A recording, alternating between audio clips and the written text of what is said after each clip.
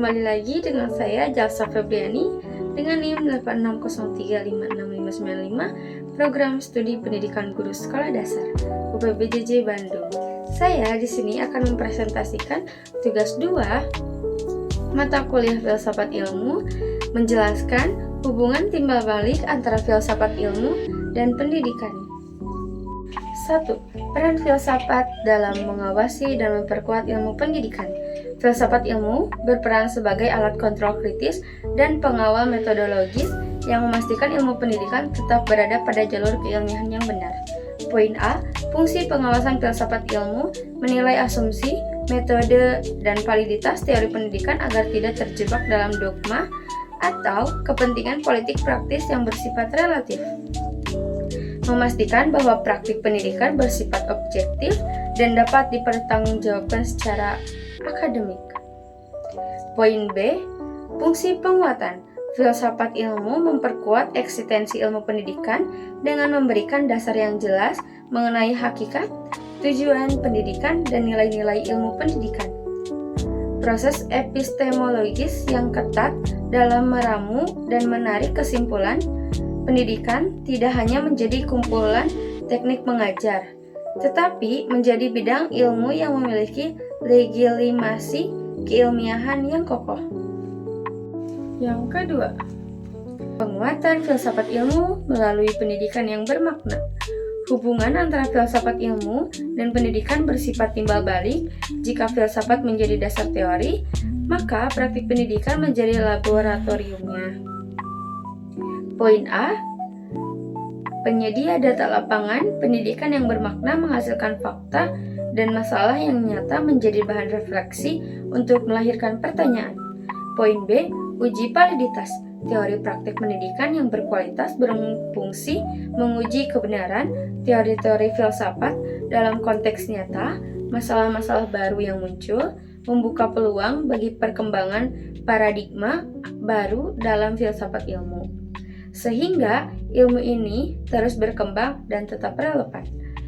Yang ketiga, filsafat ilmu disebut sebagai pisau tajam karena kemampuannya membelah persoalan pendidikan secara mendalam dari 3 landasan utama. Poin A.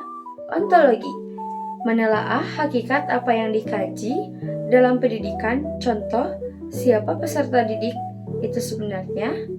Apa hakikat kompetensi yang ingin dikembangkan? Poin B. Epistemologi, membedah bagaimana pengetahuan pendidikan diperoleh. Ini menguji apakah metode yang digunakan valid secara ilmiah agar tidak terjadi kesalahan metodologi yang fatal. Poin C. Aksiologi, menyoroti nilai dan manfaat dari ilmu pendidikan, memastikan bahwa pendidikan memberikan dampak positif bagi kemanusiaan dan martabat manusia. Yang keempat, contoh konkret penerapan filsafat ilmu dalam pendidikan. Keseimbangan antara domain belajar, kebijakan penyusun kurikulum yang tidak hanya menitik beratkan pada angka ujian. Poin A. Penerapan filsafat ilmu dalam merancang kurikulum, pembuatan kebijakan menggunakan landasan aksiologi untuk memastikan bahwa pendidikan memberikan 2 sayap bagi siswa seperti analogi Yi-Yuan. Poin B.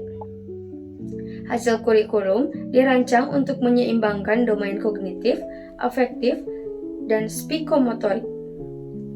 Contoh, integritas, pendidikan, karakter, atau proyek penguatan profil belajar dalam kurikulum agar hasil akhir pendidikan tidak hanya menghasilkan manusia yang pintar secara otak, tetapi juga memiliki integritas sosial.